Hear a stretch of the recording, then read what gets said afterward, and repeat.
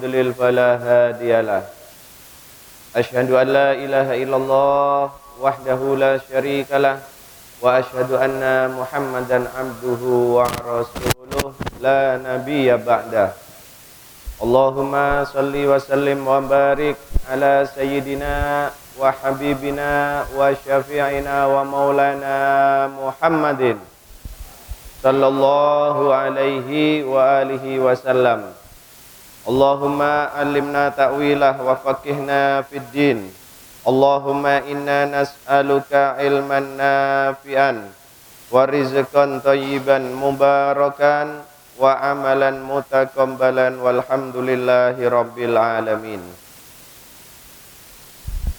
Kita lanjutkan kembali pelajaran kita surat Al-Anbiya. Pagi hari ini kita akan membahas 3 ayat, yaitu ayat 41, 42 dan 43. Kita mohon kepada Allah mudah-mudahan kita diberikan kemudahan untuk bisa memahami kandungan 3 ayat yang pagi hari ini akan kita pelajari. A'udzubillahi minasyaitonirrajim. Bismillahirrahmanirrahim. Walaqad istuhzi'a birusulim min qablika fahaqa billadzina sakhiru minhum ma kanu bihi yastahzi'un. Qul may yakla'ukum bil-laili wan-nahar minar rahman bal hum an dzikri rabbihim mu'ridun. Am lahum alihatun tamna'uhum min dunina la yastati'una nasra anfusihim wala hum minna yushabun. Shadaqallahul azim. Ayat ke-41 sampai dengan 43 ini adalah lanjutan dari ayat yang kemarin telah kita pelajari bersama. Di ayat yang kemarin kita pelajari bersama, Allah Subhanahu wa ta'ala memberikan penjelasan kepada kita semuanya, para santri dan para pendengar di rumah, bagaimana sikap dan juga perbuatan serta ucapan orang-orang musyrik, orang-orang kafir kepada baginda Nabi Muhammad sallallahu alaihi wa alihi wasallam. Orang-orang musyrik, orang-orang kafir itu sering mereka mencemooh, mengolok-olok, menghina dan mencaci baginda Nabi Muhammad sallallahu alaihi wa alihi wasallam. Padahal mereka tahu bahwasannya sebenarnya baginda Nabi ini, mereka memang sudah tahu bahwasannya Muhammad adalah betul-betul seorang nabi, seorang utusan Allah. Tetapi dengan beraninya mereka itu mengeluarkan kalimat-kalimat yang bernada cacian, bernada ejekan kepada baginda Nabi. Yang lebih parahnya lagi, bukan hanya sekedar mengejek, bukan hanya sekedar mencaci, menghina baginda Nabi, tetapi orang-orang musyrik, orang-orang kafir itu dengan beraninya menantang apa yang menjadi ketentuan dari Allah. Apa yang menjadi ketentuan dari Allah? Yaitu tentang adanya siksa, tentang adanya azab terhadap orang-orang yang ingkar kepada baginda Nabi dan ingkar kepada Allah. Dengan entengnya mereka mengatakan di ayat yang kemarin, mata hadal wa'du in kuntum shadiqin. Begitu enteng. Mereka tidak paham, mereka tidak ngerti bahwasannya ancaman Allah itu pasti akan terjadi. Kemarin Nabi bisa jelaskan, orang-orang musyrik, orang-orang kafir itu sampai berani mengatakan seperti itu kepada Allah karena kebodohan mereka. Karena kebodohan mereka, sehingga kebodohan mereka itulah yang menyebabkan juga salah satu sebab sehingga mereka juga tidak segera mau beriman kepada baginda Nabi. Nah, kemarin Nabi bisa juga menjelaskan, maka hati-hatilah terhadap lisan. Hati-hati terhadap lisan. Yang kedua, disitulah kemudian pentingnya ilmu. Orang yang tidak mempunyai ilmu, maka ucapan-ucapannya itu lebih dulu keluar dibandingkan dengan akal fikirannya. Mulut lebih dahulu dibuka mengeluarkan kata-kata, baru setelah itu dipikirkan. Itulah orang yang jahil, orang yang bodoh. Sehingga apa? Akibatnya itu akan mereka tanggung sendiri. Tetapi orang-orang yang mempunyai ilmu tidak seperti itu. Maka setiap kalimat yang akan diucapkan terlebih dahulu difikirkan dengan masak, dengan matang.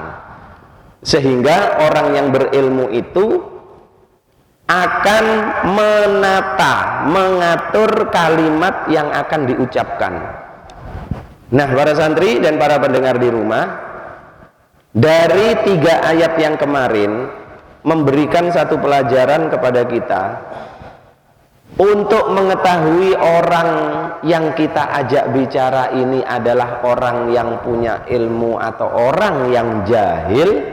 Maka cukup sebetulnya kita dengarkan pembicaraannya, maka kita sudah bisa menyimpulkan. Orang kalau tidak punya ilmu itu ngomongnya terkesan ngawur, tidak mikir. Terkadang dia tidak mikir, oh yang tak ajak bicara ini akan tersinggung apa enggak, itu tidak mikir.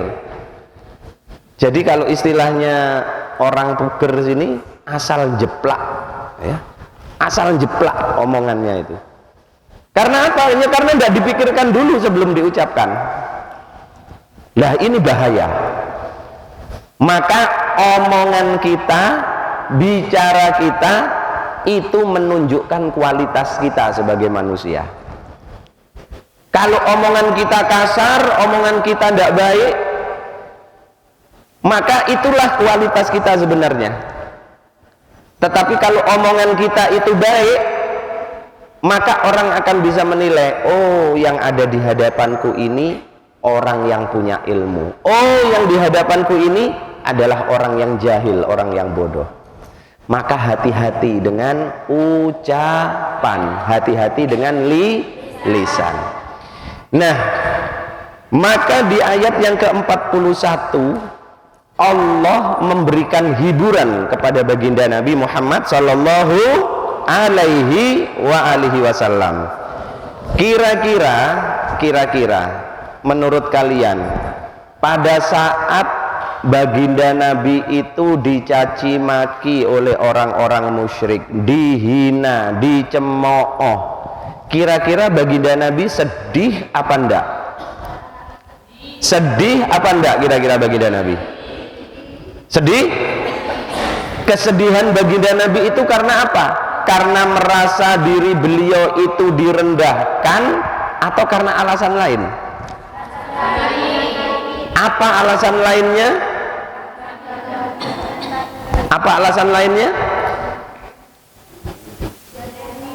Iya. Jadi kesedihan baginda Nabi karena dicaci, karena dihina itu bukan karena baginda Nabi merasa dirinya direndahkan oleh orang-orang musyrik itu. Tidak. Tetapi yang membuat baginda Nabi merasa sedih karena apa? Karena orang-orang musyrik itu tidak juga beriman. Loh, kenapa kok membuat baginda Nabi sedih? Karena baginda Nabi begitu ingin orang-orang musyrik yang ada di kota Mekah itu mereka mau mengikuti ajaran yang disampaikan oleh beliau, agar supaya apa? Agar supaya orang-orang musyrik itu selamat dari siksa Allah. Jadi sebetulnya itu yang membuat baginda Nabi sedih dengan cacian mereka, bukan karena baginda Nabi merasa, ya Allah, diriku ini direndahkan, diriku ini dihina oleh mereka. Bukan itu. Baginda Nabi sama sekali tidak merasa diri beliau dilecehkan, direndahkan, tidak.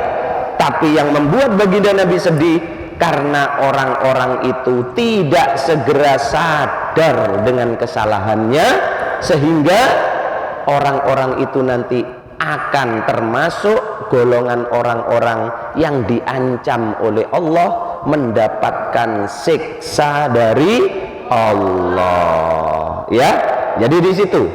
Jadi jangan salah paham, nanti dikira baginda Nabi sedih karena baginda Nabi merasa direndahkan. Tidak, sama sekali tidak.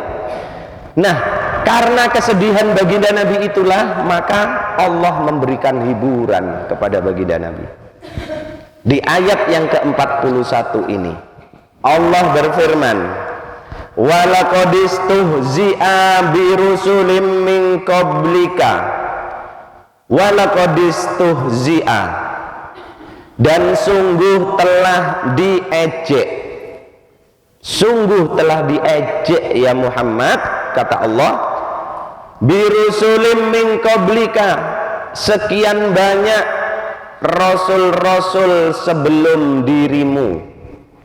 Kata siapa? Kepada ya. Dan sungguh sudah sekian banyak ya Muhammad rasul-rasul yang sebelum kamu. Rasul-rasul itu juga diejek oleh umatnya, oleh kaumnya. Ini hiburan Allah kepada baginda Nabi. Fahaqa billadina sakhiru minhum ma kanu bihi yastahzi'un. Fahaqa, maka kata Allah, turunlah. Fahaqa, maka turunlah. Apa itu? Billadina sakhiru minhum, kepada orang-orang yang mencemooh rasul-rasul itu, makanu bihi yastahzi'un, apa yang selalu mereka cemoohkan. Allah memberikan hiburan. Perhatikan kalimatnya ya.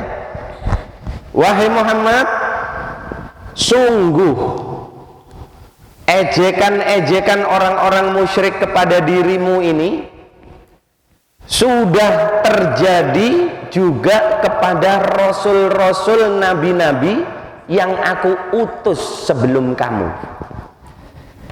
Artinya apa? Artinya cacian, makian, hinaan, cemoohan yang diterima oleh baginda Nabi dari orang-orang musyrik yang ada di kota Mekah, itu juga dialami oleh nabi-nabi sebelum baginda Nabi Muhammad sallallahu alaihi wa alihi wasallam. Bagaimana orang-orang musyrik itu mencemooh baginda Nabi? Lewat kata-kata. Baginda Nabi dikatakan sebagai tukang sihir. Baginda Nabi dikatakan sebagai orang gila. Baginda Nabi dikatakan sebagai pengarang syair. Itu kata-kata. Belum cemoohan, pelecehan yang melalui perbuatan. Melalui perbuatan baginda Nabi sering dilecehkan. Baginda Nabi sering dilempar kotoran, kotoran hewan sering dilemparkan kepada baginda Nabi. Baginda Nabi sering dilempar batu. Bahkan saat baginda Nabi berangkat ke masjid, dan melalui jalan itu, dan jalan itu adalah satu-satunya jalan yang bisa dilalui. Maka saat baginda Nabi berangkat ke masjid, sudah ditunggu di tempat-tempat itu, di jalan itu. Saat baginda Nabi lewat, dilempari dengan kotoran. Luar biasa pelecehan orang-orang musyrik yang ada di kota Mekah kepada beliau. Dan ternyata kata Allah, ya Muhammad, jangan kamu bersedih. Karena apa? Karena sesungguhnya yang kamu alami saat ini juga dialami oleh para nabi dan para rasul yang aku utus sebelum kamu. Nabi Nuh, bagaimana beliau dilecehkan oleh umatnya, dihina oleh umatnya. Bahkan bukan hanya umatnya, istri dan anak beliau juga termasuk yang menghina Nabi Nuh alaihi salam. Pada saat Nabi Nuh diperintahkan oleh Allah membuat satu kapal yang begitu besar, Nabi Nuh mengatakan, aku membuat kapal ini karena aku mendapat perintah dari Allah untuk menyelamatkan kalian dari bencana banjir bandang yang begitu besar. Apa kata mereka, umatnya Nabi Nuh? Kamu ini orang gila, wahai Nuh. Nabi Nuh dituduh orang gila. Nabi Musa, kurang apa perjuangannya kepada Bani Israel? Sudah diselamatkan dari kejaran Fir'aun, diselamatkan. Setelah itu oleh Allah diberikan tempat hidup yang sangat makmur di negeri Syam, diberikan kenikmatan manna wasalwa yang setiap hari bisa mereka ambil, mereka makan. Tapi ternyata apa? Tetap saja Nabi Musa juga dilecehkan, Nabi Musa juga dihina. Nabi Isa juga begitu, umatnya juga banyak yang melecehkan Nabi Isa saat itu. Hanya sedikit yang mau mengikuti ajaran Nabi Isa, lebih banyak yang menuduh Nabi Isa orang gila. Nah, jadi para santri dan para pendengar di rumah, di ayat 41 ini Allah memberikan hiburan kepada baginda Nabi. Jangan kamu bersedih ya Muhammad, karena sesungguhnya yang kamu alami ya memang seperti itu. Setiap orang yang menyampaikan kebenaran pasti akan mendapatkan setiap orang yang menyampaikan kebenaran pasti akan mendapatkan penentangan. Pasti, itu sunatullah yang dialami oleh baginda Nabi. Sunnatullah itu, walaupun yang dialami oleh baginda Nabi memang sungguh sangat berat, tantangannya begitu berat. Maka pada saat orang-orang musyrik, orang-orang kafir itu di ayat yang kemarin menantang baginda Nabi, mata hadal wa'du in kuntum shadiqin, itu pelecehan yang luar biasa. Ya Muhammad, mana janji yang kamu katakan Allah akan memberikan siksa kepada kami? Mana? Kok tidak datang-datang? Ini kan satu pelecehan. Maka kata Allah di ayat yang ke-41 ini, walaqad istuhzi'a birusulin min qablika fahaqa billadzina sakhiru minhum ma kanu bihi yastahzi'un. Maka tenang ya Muhammad, apa yang mereka katakan kepada kamu, tantangan mereka yang disampaikan kepada dirimu, fahako, maka pasti turun kepada mereka. Yang mereka olok-olokkan itu pasti akan aku turunkan. Yang akan diturunkan oleh Allah kepada orang-orang musyrik, orang-orang kafir, fahako, turun. Apa itu? Yaitu berupa siksa dan azab. Siksa ini akan didapatkan besok pada saat pada saat di akhirat.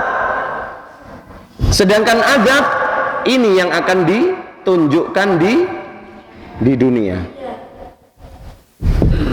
Adab segera ditunjukkan mulai perang Badar pertama kali. Langsung Allah menunjukkan begitu banyak yang terbunuh, orang-orang musyrik, orang-orang kafir. Terus di setiap peperangan begitu banyak, tambah banyak yang terbunuh. Maka adab Allah disegerakan di dunia. Maka apa yang diminta oleh mereka, kata Allah, aku turunkan. Jadi tenang ya Muhammad, jangan risau. Kalau mereka menantang, akan aku layani tantangan mereka. Nah, para santri dan para pendengar di rumah, kembali ayat 41 ini memberikan pesan kepada kita. Nah, yang terpenting itu, apa pesan yang bisa kita ambil dari ayat ini? Maka hati-hati dengan lisan. Hati-hati dengan lisan. Hati-hati menghina orang. Hati-hati menghina dan melecehkan orang lain. Hati-hati. Karena apa? Maka sunnatullah, apabila orang yang kita hina, orang yang kita lecehkan itu ternyata orang yang dicintai oleh Allah, orang yang dekat kepada Allah, maka apa yang dijanjikan kepada baginda Nabi Muhammad itu juga akan terbukti pada kita. Kalau kita menghina orang yang dikasihi oleh Allah, kita melecehkan orang yang dicintai oleh Allah, maka kalimat itu akan kembali kepada diri kita sendiri. Hati-hati. Sama seperti apa yang dialami oleh orang-orang musyrik, oleh orang-orang kafir. Mereka menantang baginda Nabi, mereka ingin membunuh baginda Nabi, justru mereka yang terbunuh. Mereka ingin mengusir baginda Nabi, justru mereka yang terusir. Jadi hati-hati dengan lisan. Ini ayat yang ke-41. Nah, para santri dan para pendengar di rumah, kita seharusnya betul-betul menjaga lisan kita, terutama saat kita merasa tidak suka kepada seseorang. Karena apa? Bisa jadi orang yang kita benci itu ternyata orang yang soleh. Kalau sampai kita membenci orang yang soleh, orang yang dikasihi oleh Allah, maka itu akan menjadi bahaya terhadap diri kita sendiri. Sunnatullah, pasti hukum Allah itu akan berlaku. Maka sebagai seorang muslim, nih perhatikan, sebagai seorang muslim, pada saat kita mendapat cacian dari orang lain, pada saat kita mendapatkan hinaan dari orang lain, maka janganlah kita membalas cacian itu dengan cacian. Jangan kita membalas hinaan itu dengan hinaan. Jangan. Lu sakit hati ini Habib, biarkan, tahan. Karena apa? Justru semakin kamu dicaci, justru semakin kamu dihina, justru semakin kamu dilecehkan, maka semakin bertambah kebaikan yang kamu dapatkan.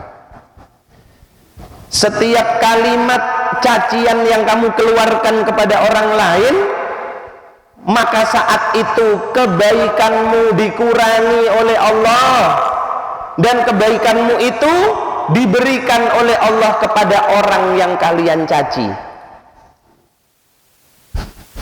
Maka sangat rugi kalau kalian dicaci kemudian kalian balas mencaci. Seharusnya kalian dapat limpahan kebaikan dari orang itu, tetapi karena kalian membalas hinaan dengan hinaan, maka tidak jadi. kebaikanmu juga dikurangi juga oleh Allah. Paham enggak ini ya? Paham ya? Kalau Habib Isa mencaci orang, Habib Isa menghina orang, setiap kalimat cacian hinaan yang keluar dari lisannya Habib Isa, maka saat itu Allah mengambil satu kebaikan dari diri Habib Isa ini dan diberikan kepada orang yang Habib Isa caci maki tadi. Jadi rugi enggak mencaci maki seseorang? Rugi enggak menghina seseorang? Rugi enggak melecehkan seseorang? Sangat rugi. Karena apa? Kalau kita mencaci orang, berarti kita telah memberikan kebaikan kita kepada orang yang kita caci maki tadi. Maka para ulama salaf zaman dahulu, beliau sampai mengatakan, jika seandainya aku harus mencaci maki seseorang, jika seandainya aku harus menggibah seseorang, jika seandainya aku harus menghina seseorang, maka yang paling pantas aku hina, yang paling pantas aku lecehkan adalah kedua orang tuaku. Kata ulama salaf zaman dahulu. Beliau-beliau itu sampai mengatakan, kalau memang aku harus mencaci, menghina, melecehkan seseorang, maka yang paling pantas aku hina dan aku lecehkan adalah kedua orang tuaku. Kenapa begitu? Karena yang paling pantas menerima amal kebaikan yang aku lakukan itu hanyalah kedua orang tuaku. Bisa paham enggak ini? Kalimat ini bisa paham? Ya. Sampai-sampai para ulama salaf zaman dahulu mengatakan seperti itu. Karena apa? Karena beliau-beliau itu paham, kalau beliau mencaci maki seseorang, maka kebaikannya diambil oleh Allah, diberikan kepada orang tadi. Maka beliau mengatakan, eman aku yang sudah sholat tahajud setiap malam, aku yang sudah melakukan puasa sunnah Senin Kemis, yang itu dicatat oleh Allah kebaikan-kebaikanku, tetapi hanya lantaran aku tidak bisa menjaga lisan, aku menghina orang, maka kebaikanku tadi, jerih payahku sholat tahajud puasa sunnah, pahalanya justru diberikan oleh Allah kepada orang yang aku caci maki. Maka kata para ulama salaf, kalau memang aku harus memberikan kebaikanku kepada orang lain, maka yang paling pantas menerima kebaikanku adalah kedua orang tuaku. Inilah hebatnya manfaat dicaci maki hebatnya manfaat dihina orang. Jadi siapkah kalian untuk dihina? Siapkah untuk dicaci maki? Siapkah untuk dilecehkan? Betul? Maka jangan pernah kamu membalas caci maki itu dengan caci maki juga. Paham ya? Paham? Paham dong? Ya.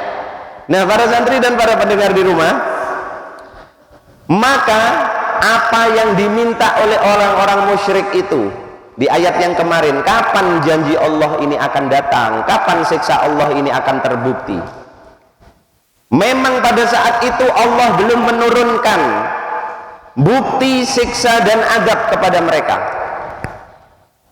diulur, ditunda oleh Allah. Dengan maksud apa? Bukan karena Allah tidak mampu menurunkan siksanya, tetapi justru Allah memberikan tipuan kepada orang-orang musyrik, orang-orang kafir, sehingga mereka semakin dalam kekafirannya, mereka semakin dalam kesesatannya. Tetapi hati-hati, hati-hati, waspada, waspada. Karena apa? Kalau Allah sudah menurunkan siksanya, maka di ayat yang ke-42 berfirman, Kul may yakla'ukum bil-laili wan-nahari minar rahman bal hum an dzikri rabbihim mu'ridun. Kul, katakan ya Muhammad, kepada mereka itu, orang-orang yang menghina kamu, katakan kepada mereka, mayyakla'ukum billaili wan nahar, siapa yang bisa memelihara kalian itu, hei orang-orang musyrik? Siapa yang bisa menjaga kalian itu, hei orang-orang musyrik, sepanjang malam dan sepanjang siang? Siapa? Siapa? Jawabannya siapa? Ya, minar rahman, dari Allah. Maksudnya apa? Kalau selama ini para santri dan para pendengar di rumah, kalian berusia berapa? 17. Ya. Sudah 17 tahun kalian, sepanjang malam dan sepanjang siang Allah memberikan, sepanjang malam dan sepanjang siang Allah memberikan rahmatnya. Apa rahmat? Kasih sayang. Berupa apa? Berupa apa? Berupa berupa rizki, berupa umur panjang. Kalau selama ini kalian saja yang baru berumur 17 tahun, berarti sudah 17 tahun Allah sepanjang malam dan sepanjang siang menjaga kalian, memelihara kalian, memberikan kasih sayang kepada kalian, sehingga kalian mendapatkan kesehatan, mendapatkan rezeki dari Allah, umurnya panjang, begitu banyak kenikmatan. Semua itu datangnya dari siapa?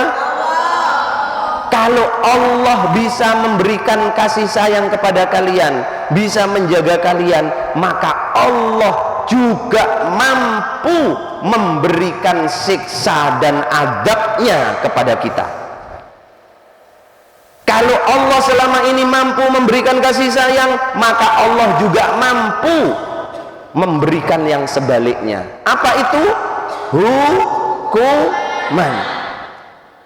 Maka baginda Nabi Muhammad diperintahkan oleh Allah, katakan ya Muhammad kepada mereka itu yang menghina kamu, yang mencela kamu, yang menantang kamu, katakan, gunakanlah pikiranmu.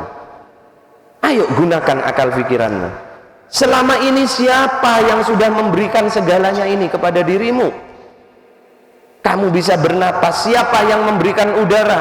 Siapa yang memberikan oksigen? Pikirkan itu. Maka kalau Allah yang memberikan semua kenikmatan itu, maka Allah juga akan memberikan siksa kepada orang-orang yang ingkar kepada Allah.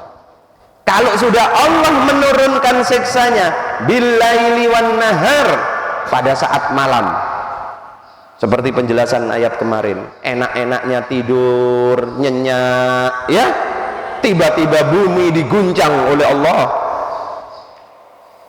Tidak ada rencana, tidak ada persiapan, bahkan mau lari menyelamatkan diri saja bingung. Istrinya yang sedang tidur pulas ditinggal, anaknya yang sedang tidur di dalam kamar tidak direken, lupa. Karena apa? Bingung menyelamatkan dirinya sendiri. Saat di bumi diguncang oleh Allah, saat diturunkan oleh Allah banjir bandang, maka siapa yang bisa menjaga kita? Siapa yang bisa menjaga kita? Diri kita tidak mampu menjaga diri kita sendiri, tidak mampu. Ada yang sembunyi di dalam bangunan, bangunannya runtuh. Ada yang lari di tempat yang terbuka, tiba-tiba disambar oleh pohon. Siapa yang bisa menjaga? Pada saat Allah betul-betul menurunkan siksanya seperti yang diminta oleh orang-orang musyrik tadi. Billaili wan nahar balhum an dzikri rabbihim mu'ridun. Baginda Nabi diperintahkan untuk mengatakan kepada mereka, bertanya kepada mereka, Katakan, ya Muhammad, siapa yang telah menjaga mereka selama ini, dan siapa yang mampu menghindar dari siksa Allah. Tapi tidak perlu jawaban, tidak perlu jawaban. Ternyata apa? Tidak perlu lama-lama, ya Muhammad, engkau menunggu jawaban mereka. Langsung disimpulkan sudah oleh Allah. Apa itu? Balhum an dzikri rabbihim mu'ridun. Tetapi ternyata mereka itu adalah orang-orang yang berpaling dari peringatan Allah. Jadi percuma, dikasih peringatan pun percuma. Nih langsung disimpulkan oleh Allah. Berarti bagaimana itu maksudnya? Maksudnya bagaimana? Ya sudah, mereka sudah tidak bisa dibetulkan, mereka tidak bisa dibenahi, mereka tidak bisa diajak untuk beriman. Maka di ayat yang selanjutnya Allah menyampaikan, amlahum alihatun tamna'uhum min dunina. Bukti-bukti sudah diberikan. Paham ya? Ini bukti-bukti sudah diberikan oleh Allah. Baginda Nabi Muhammad sudah memberikan bukti-bukti, mukjizat-mukjizat. Tetapi ternyata mereka tetap saja tidak mau beriman. Mereka tetap menyembah patung, menyembah berhala yang mereka anggap sebagai Tuhan. Maka Allah menyampaikan di ayat yang ke-43, oh kalau memang begitu, amlahum alihatun, apakah mereka itu merasa Tuhan-Tuhan yang mereka sembah itu bagaimana? Tamna'uhum min dunina, akan dapat memelihara mereka dari ketentuan Allah. Jadi begini para santri dan para pendengar di rumah, ayat 43 ini isinya adalah ini ini disebut dengan harful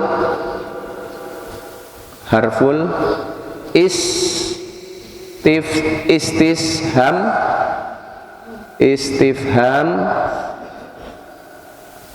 ingkari.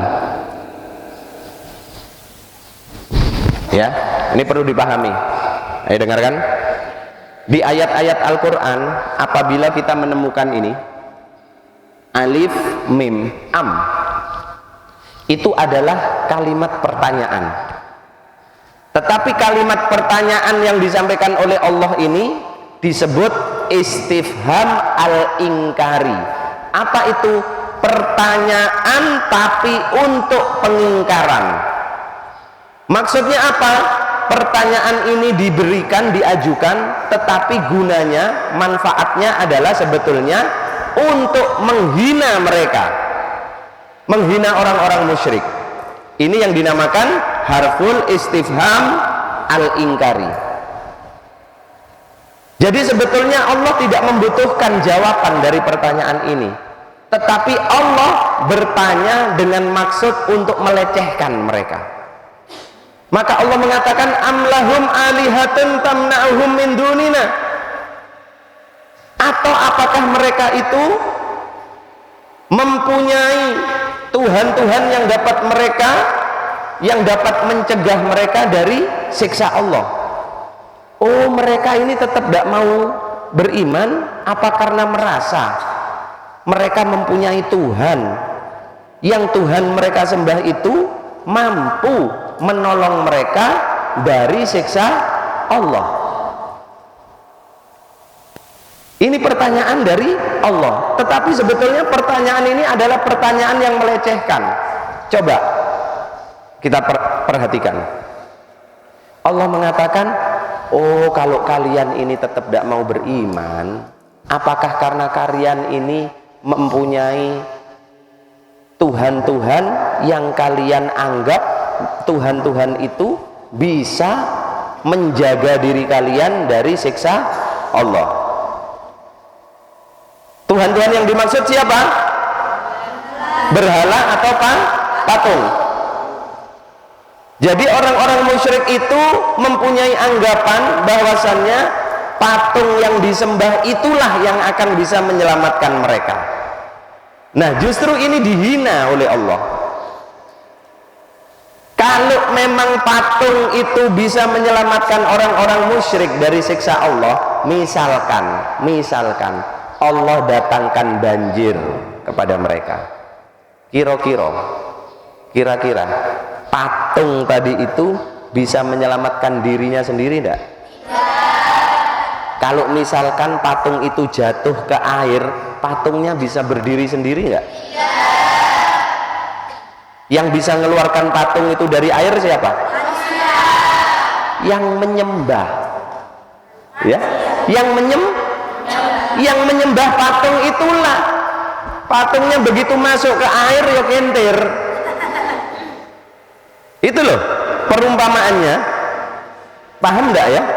Paham. Orang-orang musyrik, orang-orang kafir, kamu tidak mau beriman kepada Muhammad itu, apakah kamu merasa karena kamu mempunyai Tuhan yang kamu sembah, yang kamu anggap bisa menyelamatkan kamu dari azabku, kata Allah? Apa karena itu? Punya dekengan, ya, punya dekengan. Orang itu kadang merasa berani kalau punya dekengan. Apa dekengan itu? Nah, punya orang yang diandalkan, orang yang dianggap kuat, yang diandalkan. Kalau aku sampai dibalas, maka yang membela aku yang di belakangku ini. Nah, itu loh. Ya, biasanya begitu, main keroyokan. Ya. Nah, sama seperti santri kalau tukaran gitu, koyoke berani. Karena apa? Merasa, enggak apa-apa, nanti aku kalau kalah temanku ini yang akan bela. Waduh. Itu sebetulnya penakut. Ya, pengecut. Karena apa? Tidak berani satu lawan satu. Tidak berani satu lawan satu. Orang-orang musyrik juga begitu. Dia sampai berani menentang baginda Nabi, bahkan dia sampai berani menantang Allah karena merasa bahwasannya patung yang dia sembah ini yang akan bisa menyelamatkan dia. Lah, itu dihina oleh Allah. Amlahum alihatun, apakah kamu karena merasa punya Tuhan selain aku yang kamu sembah itu, patung-patung itu yang kamu anggap nanti akan bisa menyelamatkan aku? Cobalah gunakan akal pikiranmu. Patung yang kamu sembah itu coba masukkan ke kamar mandi, lemparkan ke bak mandi. Kira-kira patung itu akan bisa berdiri sendiri atau enggak? Bisa mentas sendiri atau enggak? Lu kalau dia menyelamatkan dirinya saja enggak mampu, ini kata Allah, la yastati'una nasra anfusihim. Mbok mikiro sing cerdas wong. Patung yang kamu anggap Tuhan yang kamu sembah itu loh, la yastati'una nasra anfusihim. Patung-patung itu loh sing kamu anggap Tuhan nggak bisa menyelamatkan dirinya sendiri, nggak bisa. Kalau mau bukti, masukkan ke kamar mandi. Bisa dia mentas sendiri? Enggak, kelelep ya. Lu kalau menyelamatkan dirinya sendiri saja nggak bisa. Walahum minna yushabun, dan tidak pula mereka dilindungi dari azab kami. Nggak ada. Kalau sudah kena kebakaran, kira-kira patungnya bisa menghindar enggak dari api? Gosong ya. Lu kalau begitu kenapa masih kamu anggap Tuhan? Ya Allah, cek bodohnya nemen sih gitu loh. Dedel kok nemen ya gitu loh maksudnya. Kebacut ini dedelmu ini. Sudah diberi alasan-alasan seperti itu kok masih tetap. Itu bukti nggak? Bukti ya.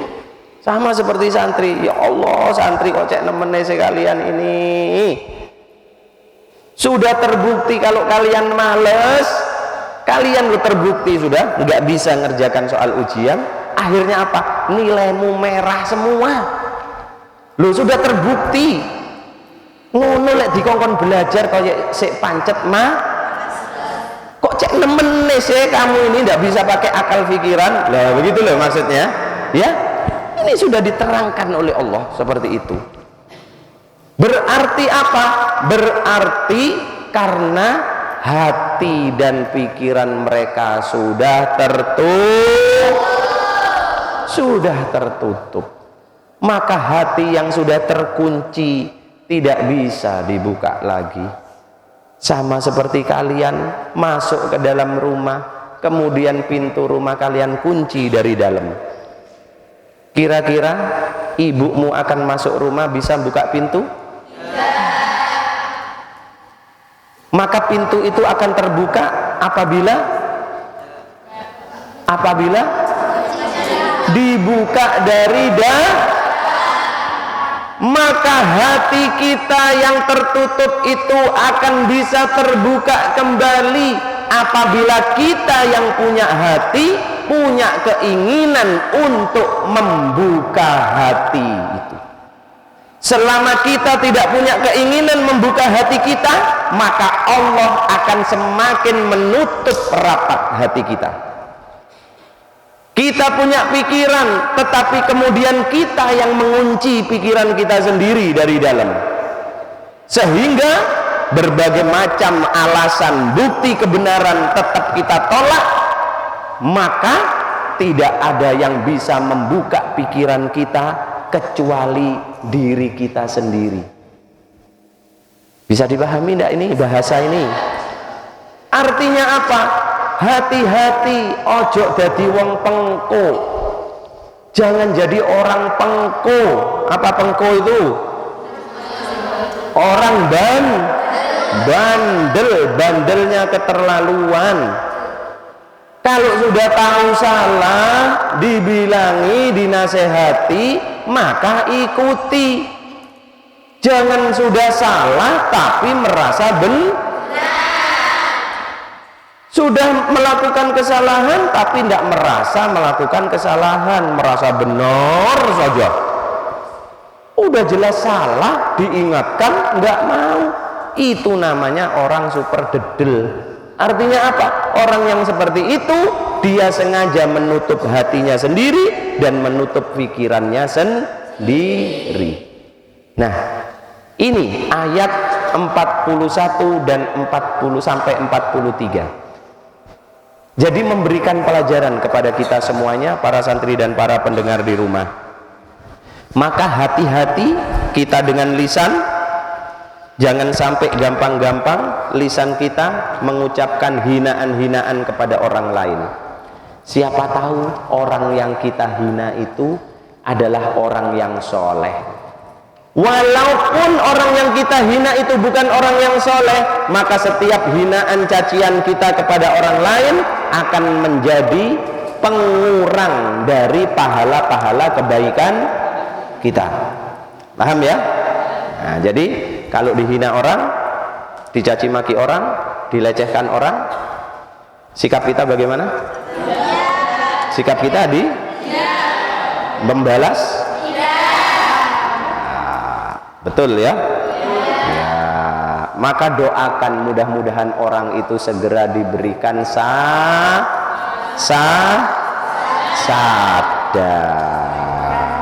Ya, kalau dirasani orang, balas ngerasani? Difitnah orang, balas memfitnah? Digibah orang, balas menggibah? Yang benar? Balas ya sama kualitasmu berarti dengan mereka, tidak ada bedanya ya. Masa kita sudah bekerja keras kok tiba-tiba pahala kita berikan ke orang lain? Mau seperti itu?